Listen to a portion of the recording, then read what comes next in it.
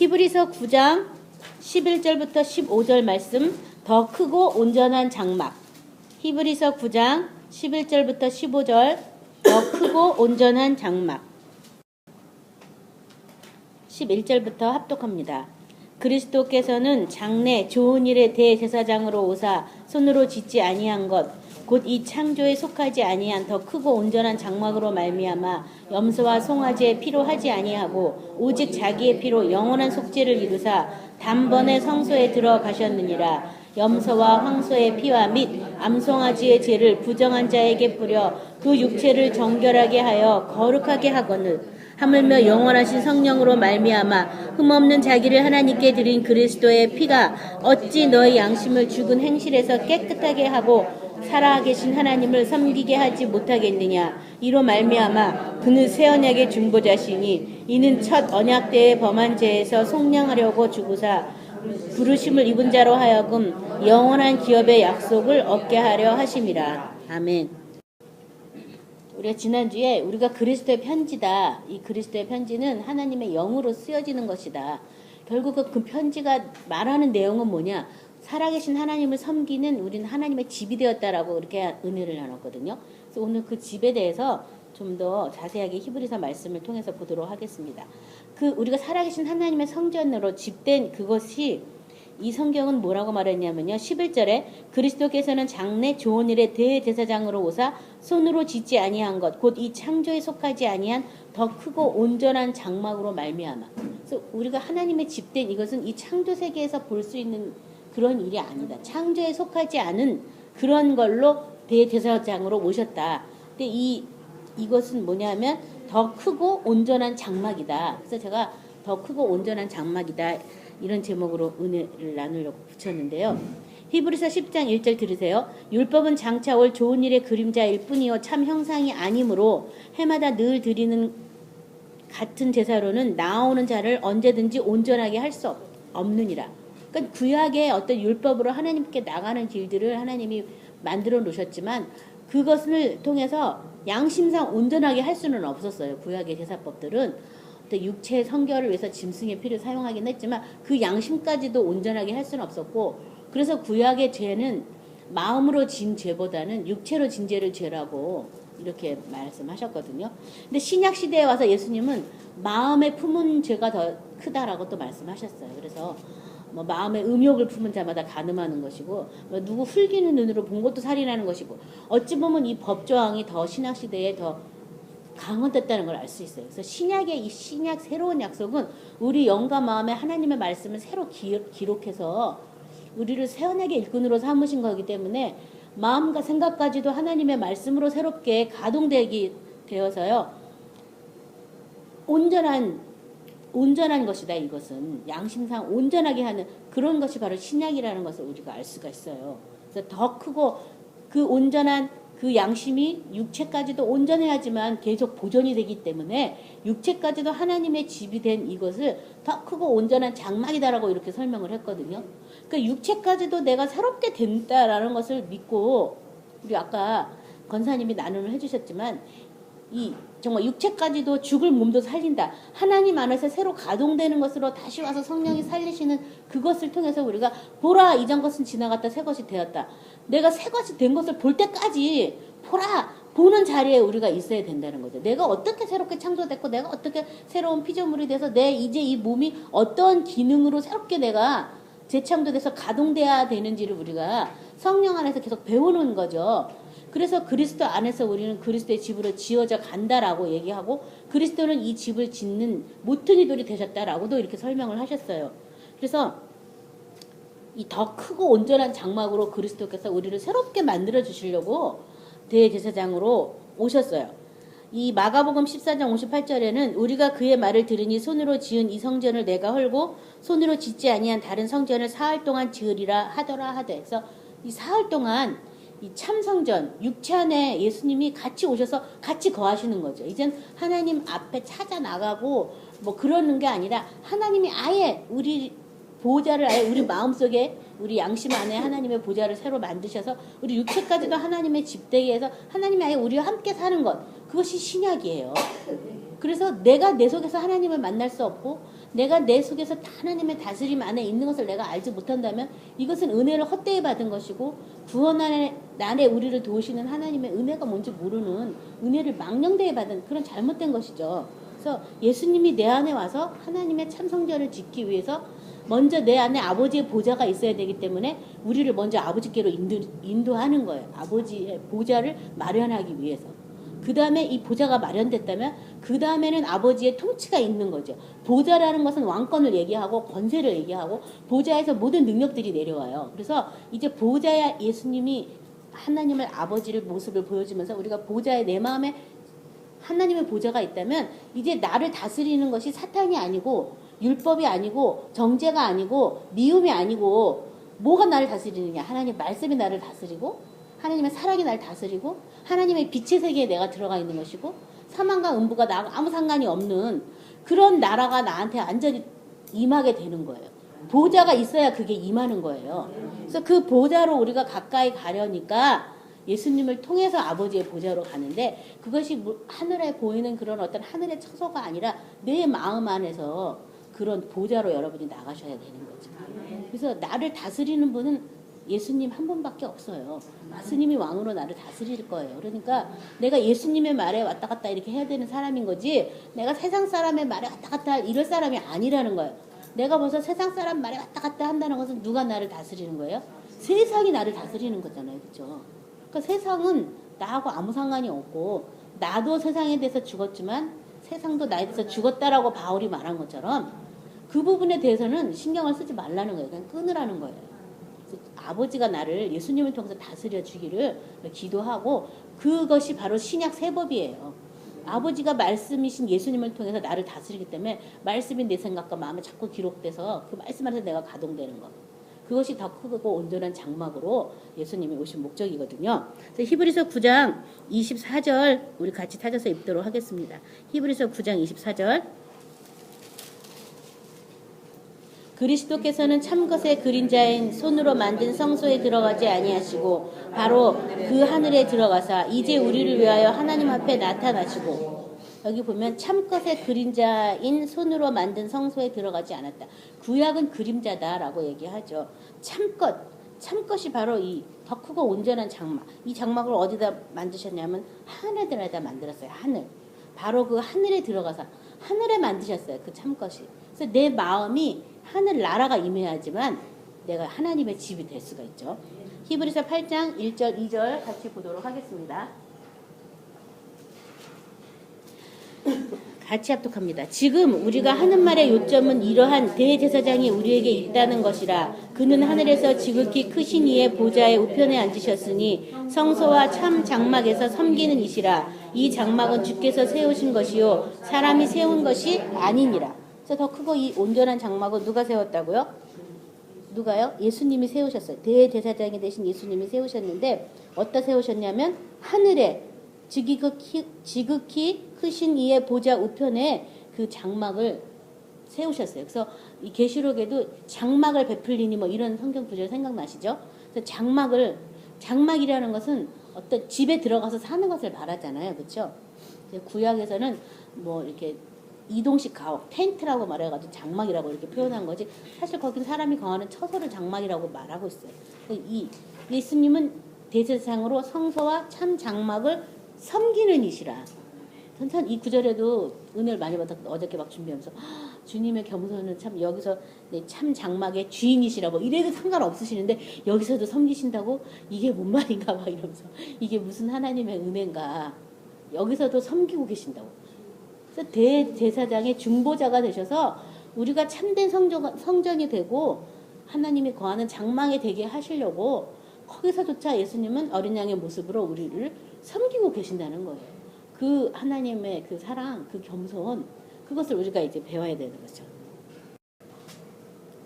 자, 12절에 이제 그 성소에 대해서 말하고 있는데요. 12절에 보면 염소와 송아지의 피로 하지 아니하고 오직 자기의 피로 영원한 속죄를 이루사 단번에 성소에 들어가셨느니라. 그래서 그 참 성소에 들어갔는데 뭘로 들어갔냐면 자기의 피로 영원한 속죄를 이루사 거기 들어가게 됐다. 그래서 예수님께서 내가 피로 세운 새 언약이다라고 얘기한 거예요. 이 새 언약은 뭘로 세워졌다고요? 예수님의 피로 세워진 것이다. 그러니까 이 피가 없이는 그 성소 안에 들어 그 피의 능력, 그 피의 힘, 그 피의 권세, 그 피가 뭐를 의미하는지를 알지 못한다면 그 성소가 어떻게 이루어졌는지도 모른다는 거죠. 그래서 내 피로 세운 새 언약이다라고 얘기하는 거예요. 피로 세워졌다. 사도행전 20장 28절은요. 여러분 자신을 위하여 또는 온 양떼를 위하여 삼가라. 성령이 그들 가운데 여러분을 감독자로 삼고 하나님이 자기 피로 사신 교회를 보살피게 하셨느니라. 그래서 우리 성도 한 사람 한 사람을 다 예수님의 피값으로 사셨다. 내 안에 예수님의 엄청난 피의 값이 흐르고 있어요. 그래서 그 피값을 자꾸 주장하셔야 되는 거죠. 누구에게요? 사탄에게, 세상에게 주장하시기 바랍니다. 자, 우리가 이렇게 해서 영원한 속죄를 이뤄서 단번에 성소에 들어갔다 그 말은요. 고린도전서 6장 19절 20절 말씀입니다. 우리가 같이 합독하도록 합니다. 고린도전서 6장 19절 20절. 너희 몸은 너희가 하나님께로 받은 바 너희 가운데 계신 성령의 전인지 알지 못하느냐. 너희는 너희네 자신의 것이 아니라 값으로 산 것이 되었으니 그런즉 너희 몸으로 하나님께 영광을 돌리라. 자, 이제 속죄를 그 피로 속죄를 받아서 이제 깨끗함을 입어서 내가 이 더 크고 온전한 장막에 살게 됐다는 것을 그것이 바로 속죄함의 결과다라고 지금 성경은 말하고 있는 거예요. 이제 내가 내 생명으로 사는 게 아니라 주님의 생명을 통해서 사니까 주님의 집이 된 거죠. 주님의 몸이 된 거예요. 그래서 여기 보면 너희 몸은 너희가 하나님께로 받은 바 누구한테로 받았다고요? 하나님께로부터. 부모한테 받은 것 아니고 사탄한테 받은 거 아니고 누구한테요? 하나님께 내가 새로 받은 몸이다. 좋은 게 여기셔야지 돼요. 내 게 아니에요. 주님 거예요. 그래서 성령의 전인지 알지 못하느냐. 너희는 너희 자신의 것이 아니라 값으로 산 것이 되었은즉 그런즉 너희 몸으로 하나님께 영광을 돌리라. 그래서 이제 뭐 마음으로 하는 게 아니라 몸까지도 하나님의 영광을 돌리라라고 얘기하고 있어요. 그래서 많은 사람들이 죄사함의 결과가 결국 뭐냐? 죄사함을 받으면 하나님의 사랑의 아들의 나라로 옮겨지는 것이고 그 결과는 내 몸까지도 하나님의 집이 되었다는 거예요. 이제 죄가 없어져서 나는 어디에 있냐면 하나님과 보좌 우편에 같이 있고 이제 이 몸은 누구의 것으로 바뀌었냐면 하나님의 것으로 바뀌어서 하나님이 사용하는 어떤 통로, 도구로 바뀌는 거죠. 그렇죠? 사용처가 바뀌는 거예요. 그래서 이 몸으로 이제 하나님께 영광을 돌리라라고 말하고 있습니다. 히브리서 10장 12절부터 14절은 제가 읽겠습니다. 오직 그리스도는 죄를 위하여 한 영원한 제사를 드리시고 하나님 우편에 앉으사 그 후에 자기 원수들을 자기 발등상이 되게 하실 때까지 기다리시나니 그가 거룩하게 된 자들을 한 번의 제사로 영원히 온전하게 하셨느니라. 거룩하게 된 자를 또한 어떻게 해요? 영원히 온전하게 됐다. 거룩이 먼저 있고 그 다음에 온전함이 있다는 거예요. 이 거룩은 뭐를 통해서 이루어지는 거예요? 피로 이루어지는 게 거룩이에요. 그래서 그 피로 제사함 받아서 거룩하게 된 그 자들을 또 영원히 온전케 하셨다. 죄가 사해졌으니까 영원히 온전해진 거예요. 이 다음 구절이 바로 새 언약의 내용이에요. 생각과 마음에 하나님의 말씀을 기록했기 때문에 다시 저들의 불법과 불의를 내가 기억하지 않겠다. 하나님의 말씀으로 가동되고 있으니까 하나님의 말씀을 떠난 게 죄인데 말씀으로 다시 가동되는데 뭘 기억하고 생각할 게 뭐가 있겠어요. 그렇죠? 그래서 이렇게 거룩하게 된 그 자들을 하나님은 다시 또한 예수님을 통해서 영원히 온전하게 하셨다. 영원히 온전하게 하셨다. 그러니까 내가 믿는다면 나는 온전하게 됐다는 것을 믿으셔야지 돼요. 피로 내가 거룩함을 받고 예수님의 생명으로 내가 다시 창조돼서 내가 온전하게 되었다. 그것을 믿으시기 바랍니다. 13절 염소와 황소의 피와 및 암송아지의 죄를 부정한 자에게 뿌려 그 육체를 정결하여 거룩하게 하거든. 그래서 이 육체까지도 하나님의 집이 되는 이 죄사함의 은혜, 온전케 된 그 은혜, 더 크고 온전한 장막이 된 그 은혜를 좀 더 자세히 지금 설명하는 거예요. 그래서 구약에 짐승에게 뿌려가지고 짐승의 피도 뿌렸을 때 육체가 거룩하고 정결하게 됐다는 거예요. 짐승의 피도. 하나님이 하란다로 해갖고 뿌렸을 때 그렇게 됐다는 거야. 짐승의 피, 뭐 어떻다고. 하나님이 원하는 제사 방식으로 했을 때 그 피를 뿌려지면 육체가 거룩해졌다는 거예요. 근데 하물며 이제 하나님 그리스도의 피를 뿌렸을 때는 어떻게 되겠느냐. 그러니까 뿌림 받는다는 거.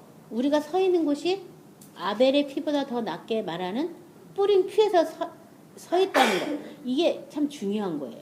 피 뿌림이 있어야지만 죄사함이 일어나요. 그렇죠? 율법으로서 모든 물건이 피로서 정결케 돼요. 근데 율법으로서 모든 물건에게 어떻게 피를 적용했냐면 뿌렸거든요. 그렇죠? 그래서 뿌림 받는 거 중요합니다. 우리 레위기 16장 14절부터 16절까지 우리 같이 찾아서 합독하도록 하겠습니다. 레위기 16장 14절부터 16절입니다.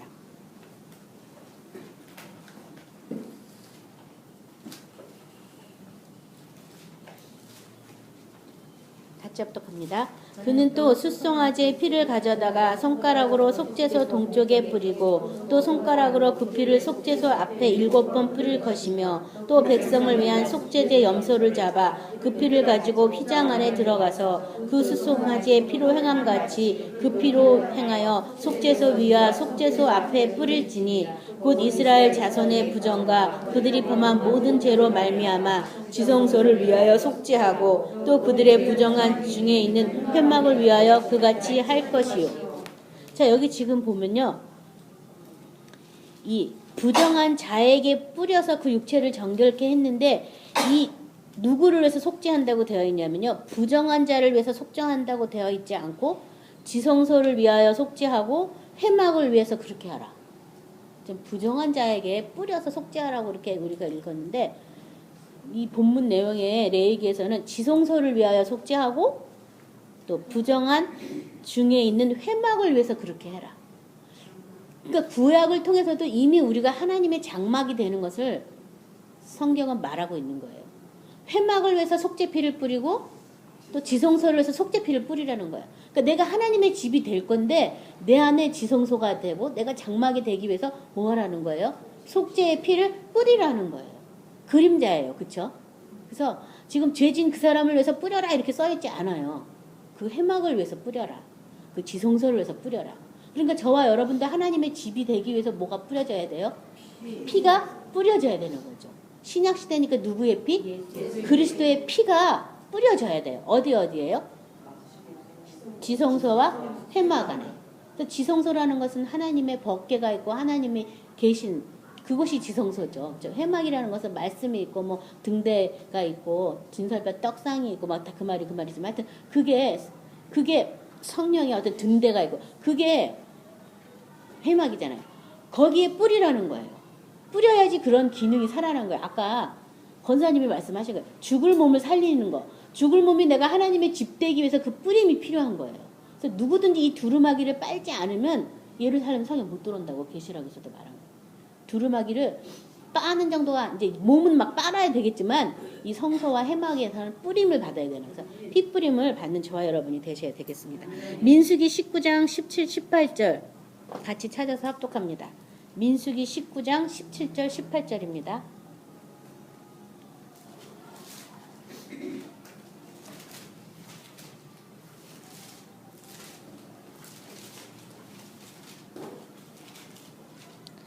여기 또 뿌림받은 것에 대해서는 아는데 17절에요. 그 부정한 자를 위하여 죄를 깨끗이 하려고 불사른 죄를 가져다가 흐르는 물과 함께 그릇에 담고 정결한 자가 우슬초를 가져다가 그 물을 찍어 장막과 그 모든 기구와 거기 있는 사람들에게 뿌리고 또 뼈나 죽임을 당한 자나 시체나 무덤을 잠든 자에게 뿌리되 20절 봅니다. 사람이 부정하고도 자신을 정결하게 하지 아니하면 야훼의 성소를 더럽힘이니 그러므로 회중 가운데서 끊어질 것이니라. 그는 정결하게 하는 물로 뿌림을 받지 아니하였은즉 부정하리라. 그래서 이 부정한 자가 또 어떤 자였냐면 시체나 죽음에 접한 자를 부정한 자라고 얘기했어요.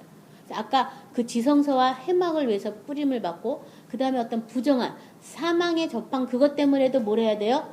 뿌림 받아야 된다는 거예요. 근데 특별히 여기 누가 뿌려주냐 하면 정결한 자가 뿌려져요. 누가요? 정결한 자. 그래서 대제사장이 되시는 예수님으로부터 우리가 피 뿌림을 받아야 되는 거죠. 정결한 자 예수님밖에 없잖아요. 그렇죠? 예수님으로부터 그래서 예수님은 아까 어떤 분이라고 그랬냐면 성소와 장막을 섬기는 자라고. 그 피 뿌림이 나한테 필요하기 때문에. 그래서 이 성경이 말하고 있고요. 구약대로라면 내가 사망에 접했는데 뿌림 받지 못하면 회중에서 끊어지는 그런 일이 일어나는 거예요. 그것처럼 신약시대인 저와 여러분도 여전히 내가 사망의 권세에 매여 있다면 어떻게 되겠어요? 회중에서 끊어지는 거죠. 그렇죠? 그래서 사망 권세도 예수님과 같이 못 박았을 때 이미 못을 박았어요. 나하고 아무 상관이 없어요. 예수님이 대신 그 고난을 받으셨기 때문에. 예수님의 그 고난을 우리가 동참하기 위해서 조금의 십자가를 지고 맛보는 정도지 계속 정말 내가 죽을 지경까지 뭐 이렇게 힘들게 그렇게 고난밖에 안 하신다는 거예요. 그것은 내가 뭐를 안 믿는 거예요? 주님이 나에서 고난 받았다는 것을 내가 안 믿는 거예요. 안 믿기 때문에 사탄이 와서 계속 나를 마치 죽이는 것처럼 거짓말하는 것뿐이에요. 그래서 그런 속임에 우리가 속으시면 안 되겠습니다. 주님의 고난을 주장하셔야 돼요. 주님이 나 대신 죽으셨어요. 고난 당하셨어요. 그래서 이 고난은 그 고난이 올 때 떠나가라고 여러분이 명령하셔야지 돼요. 그리고 그 다음에 뭐 해야 돼요? 피를 뿌려야 되는 거죠. 뿌림 받아야 된댔으니까. 사망에 접한 자들도. 14절 하물며 영원하신 성령으로 말미암아 흠없는 자기를 하나님께 드린 그리스도의 피가 어찌 너희 양심으로 죽은 행실에서 깨끗하게 하고 살아계신 하나님을 섬기게 하지 못하겠느냐. 이 짐승의 피도 뿌려서 그 육체를 거룩하게 했다. 하물며 영원하신 성령으로 흠없는 자기를 하나님께 드린 그리스도의 피라고 이렇게 그리스도의 피를 막 설명한 거예요. 짐승의 피도 구약의 방법대로만 뿌리면 육체를 거룩하게 했어요. 근데 하물며 영원하신 성령으로 자기를 드린 그리스도의 피가 내가 뿌림받으면 어떻게 되겠느냐? 어떻게 되겠어요? 거룩하게 된다는 얘기죠. 그렇죠? 그 피를 그렇다면 뿌려야 된다는 얘기죠.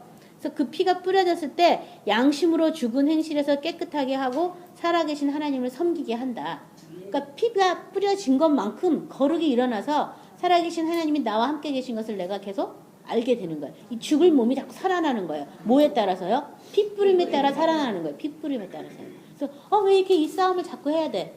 피 뿌림을 내가 모르고 있으니까, 안 하고 있으니까 피 뿌리라고 싸움이 일어나는 거죠. 그렇죠?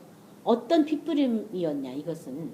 그래서 내 부정한 가운데서 내가 거룩하게 되기 위한 피 뿌림이 나한테 필요 있었는데 내가 그걸 모르니까 성령이 와서 자꾸 그런 일이 생기는 거죠. 그래서 피 뿌림. 요한일서 1장 7절은요. 그가 빛 가운데 계신 것 같이 우리도 빛 가운데 행하면 우리가 서로 사귐이 있고 그 아들 예수의 피가 우리를 모든 죄에서 깨끗하게 하실 것이요. 그래서 우리의 죄를 깨끗하게 하는 거는 말씀과 피예요. 다른 걸로는 깨끗하게 할 수가 없는 거예요. 말씀과 피. 말씀을 또 특별히 뭘로 인정해야 되냐면 빛으로 인정하셔야 돼요. 그래서 말씀의 빛 앞에 항상 내 속에 있는 어둠을 드러나게 해달라고 기도하셔야지 돼요. 말씀의 빛 앞에. 그래서 제가 아까 나눔할 때 감정 이게 뭔지 혼동하지 말라. 만약에 말씀이 그 순간 탁 떠올랐다면 그 말씀의 법에 의해서 내 속에 있는 어둠이 드러난 거지. 상대방이 말할 때. 근데 말씀도 아무것도 없는데 뭐가 탁 그랬다는 걸 분석하지 말라는 거예요. 새 언약은 말씀에 의해서 작동되는 법이니까 말씀이 아직 없다면 아직 내가 은혜가 없는 건데 그걸 붙잡고 뭐 막 분석하다 보면 율법이 나오고 정죄가 나올 수밖에 없어요. 그래서 의문에 묵은 것으로 우리가 섬기는 게 아니라 영의 새로운 것으로 섬긴다. 그것을 잘 기억하셔야 돼요. 새로운 것으로 섬기는 것이다. 아직 새로운 것이 오지 않았을 때는 그냥 뭐지? 하고 스톱을 하고 이런 감정이 있구나. 차라리 하나님 말씀으로 이것을 다시 나를 조물시켜달라고 이렇게 기도하는 것이 훨씬 빠르다는 거예요. 그래서 영의 새로운 것으로 섬기시기 바랍니다. 그래서 말씀이 빛이 됐을 때 그 빛으로 우리가 사귐이 일어나면 그 빛과 사귐이 일어났다면 뭐가 드러난 거예요? 어둠이 드러난 거죠. 어둠이 드러났다는 건 누가 붙잡고 있다는 거죠? 사탄이 붙잡고 있잖아요. 이 사탄이 붙잡고 있는 건 불법이기 때문에 그 사탄을 내어 쫓기 위해서 핏부림이 일어나는 거예요.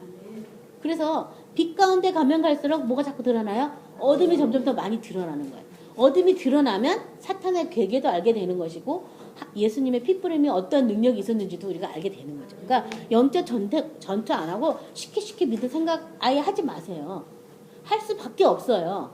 이 악한 날 우리가 온전히 쓰게 하기 위해서 그 괴계를 알아야 되기 때문에 성령이 그 괴계를 알게 해주시려고 이 어둠을 자꾸 드러내서 그것에 내가 어떻게 매여 있는지 알게 해주시는 거예요.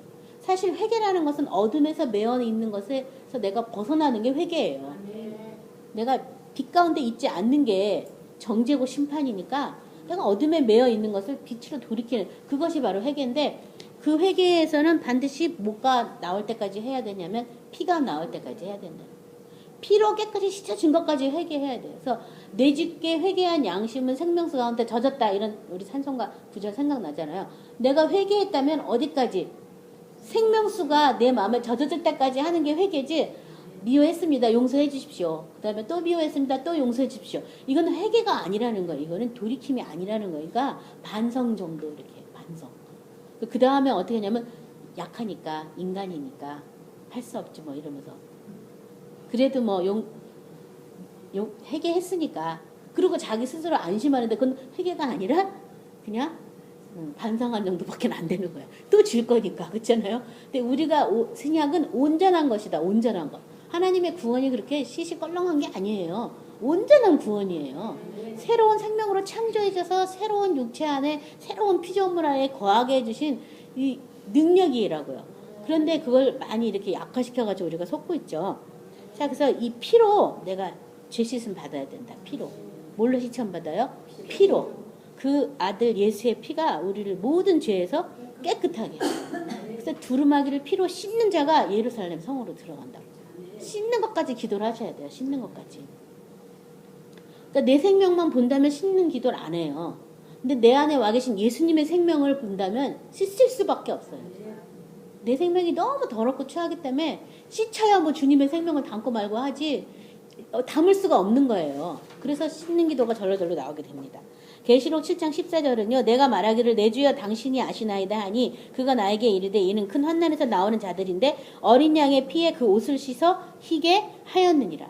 그래서 이 어린 양의 그 피에 옷을 희게 한 그 사람들에게 하나님께서 장막을 베푼다고 희게 거룩하게 된 자들을 온전하게 하시는 거예요. 그래서 먼저 나한테 거룩하게 된 게 필요해요. 피가 없이는 거룩함이 일어나질 않아요. 그래서 계속 피를 주장하시는 저 여러분 되시기 바랍니다. 히브리서 10장 22절 우리가 마음에 뿌림을 받아 악한 양심으로부터 벗어나고 몸을 맑은 물로 씻음을 받았으니 참마음과 온전한 믿음으로 하나님께 나아가자. 딱 한 절로 말하자면 히브리서 10장 22절이에요.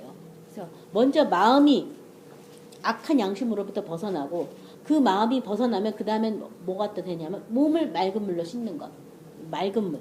이 사망 권세에 매어 있는 이 몸을 그 맑은 물, 정결하게 하는 그 기뢰처럼 그리스도의 피로 우리가 씻는 거죠. 그 다음에 참마음과 온전한 믿음으로 하나님께 나아가자. 그냥 믿습니다. 아멘. 그러고 나가지는 게 아니라는 거예요. 로마서 6장 13, 14절은 제가 읽겠습니다.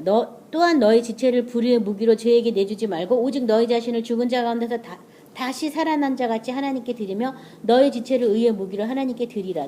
죄가 너희를 주장하지 못하리니 이는 너희가 법 아래 있지 아니하고 은혜 아래 있음이라. 죄가 나를 주장하지 못한댔어요. 그거를 믿으시기 바랍니다. 은혜 아래 있는 거예요. 또 죄가 자꾸 누구의 죄를 책하고 싶다든가 내 죄가 나를 괴롭힌다든가 할 때 죄가 나를 주장하지 못한다고. 나 은혜 아래 있다고. 하나님 은혜를 달라고. 은혜의 보좌 앞에 나가시기 바랍니다.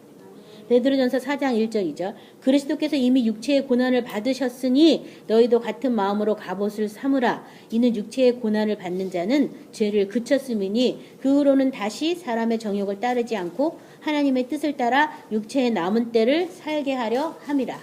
그래서 예수님이 받은 그 고난이 무엇인지 내가 알기 위해서 내가 조금 고난을 참여할 수는 있지만 예수님이 이미 그 고난을 담당했다는 걸 믿으시기 바랍니다. 그 고난을 싸울 때 그것을 기억하세요. 이미 예수님이 담당했어. 내게 아니야. 이렇게 권리를 주장하시기 바랍니다. 그래서 이제 육체의 남은 때를 무엇을 해서 산다고요? 하나님의 뜻을 따라 산다. 하나님의 뜻. 15절 마지막 절 이는 이로 말미암아 그는 새 언약의 중보자니 이는 첫 언약 때 범한 죄에서 속량하려고 부르사 부르심을 입은 자로 하여금 영원한 기업의 약속을 얻게 하려 하심이라. 새 언약의 중보자다. 히브리서 8장 6절은요. 그러나 이제 그는 더 아름다운 직분을 얻으셨으니 그는 더 좋은 약속으로 세우신 더 좋은 언약의 중보자다. 그래서 더 좋은 약속, 더 좋은 언약. 새 언약의 중보자다. 더 좋은 약속, 더 좋은 언약. 새 언약. 계시록 5장 9절부터 10절 보면요. 그들이 새 노래를 불러 이르시되 두루마기를 가지시고 그 인봉을 떼시기 합당하시도다. 일찍이 죽임을 당하사 각 족속과 방언과 백성과 나라 가운데서 사람들을 피로 사서 하나님께 드리시고 그들로 우리 하나님 앞에서 나라와 제사장을 삼으셨으니 그들이 땅에서 왕노릇 하리로다 하더라. 자, 이 새 노래